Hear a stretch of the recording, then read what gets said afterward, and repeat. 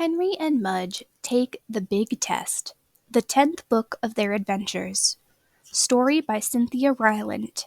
Pictures by Sucie Stevenson. The Smart Dog. On a sunny day, Henry and Henry's mother and Henry's big dog Mudge were sitting on their front porch. A man with a collie walked by. Suddenly, the man stopped. "Sit," said the man. The collie sat.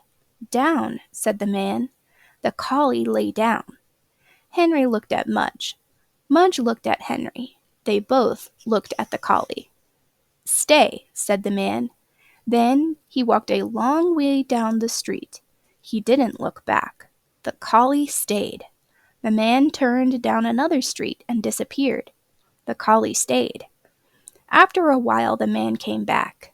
"Susie, heel," he said to the collie, and they walked down the street together. Henry looked at his mother.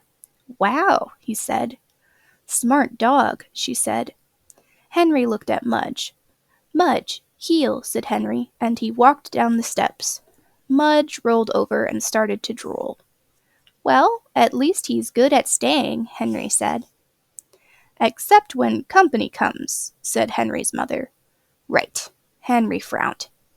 "And when the cat next door wants to visit," said Henry's mother. "Right." Henry frowned some more. "And when your dad is mowing the grass," said Henry's mother. "Right." Henry frowned even more. "Maybe Mudge needs to go to school," Henry said to his mother. "Maybe." "Maybe Mudge needs a nice teacher like Mrs. Crocus," Henry said. Mrs. Crocus was Henry's second-grade teacher. "Maybe," Henry's mother smiled. "Mudge," said Henry, "do you want to go to school?" Mudge snored and drooled. "I hope dog school has nap time," said Henry. "And lots of paper towels," said Henry's mother, looking at her porch. School. Henry went shopping for Mudge's first day of school. He bought Mudge a new red leash, he bought Mudge a new silver collar, and he bought Mudge a box of liver treats. And Henry bought himself a paddle ball because he was nervous. Henry liked to play paddle ball when he was nervous, and he was nervous because he thought Mudge might flunk dog school. He thought Mudge might drool on the teacher's foot, or sit on a poodle by mistake, or not even stay awake long enough to do anything. Henry paddled like crazy. When the first day of school arrived, Henry and Henry's mother and Henry's big dog Mudge drove to a long white building. Its sign read, "Pap's Dog School." Inside was Jack Pap with a handful of dog treats. "Mr. Pap is your teacher," Henry told Mudge. Mudge wagged. He jumped up to lick Jack Pap's face. "No, Mudge," said Henry. "Don't worry," said Jack Pap. "I know what to do." He held Mudge's front paws. He wouldn't let go. He danced Mudge up, he danced Mudge back, he danced Mudge all around. Mudge didn't like dancing. When Jack Pap finally let go, Mudge didn't jump up again. He was afraid Jack might want to dance. "Pretty good teacher," Henry said to his mother. "Pretty good," she said. They watched Jack Pap give Mudge a dog treat and a hug. So far, dog school was fun. The big test. Mudge was not a perfect student. He liked to lie down too much. He liked to sniff the other students. He liked to think about other things.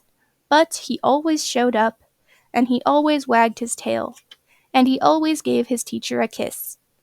At home, Henry practiced with Mudge. They practiced in the backyard. Henry had one pocket full of liver treats. When Mudge did something right, he got a treat. When Mudge did something wrong, he got, "Aw, Mudge." And after a few weeks, Henry needed 2 pockets full of liver treats because Mudge was getting almost everything right. He sat when he heard sit, he walked when he heard heel, and he stayed when he heard stay. Most of the time, anyway. He still didn't do too well when the cat next door came to visit. Henry and Mudge went to dog class for 8 weeks. They worked very hard. They went through many boxes of liver treats. The last day of class was the big test. Henry and Henry's parents and Henry's big dog Mudge arrived early. Jack Papp would decide which dogs passed the test. He said that Mudge would go after the beagle and before the chow chow. "Good dog, Mudge," whispered Henry. "We can do it." When it was their turn, Jack Papp said to Mudge, "Okay, Mudge, let's see what you can do." Jack Papp gave Henry a big smile. "Sit," said Henry. Mudge sat. "Down," said Henry. Mudge lay down.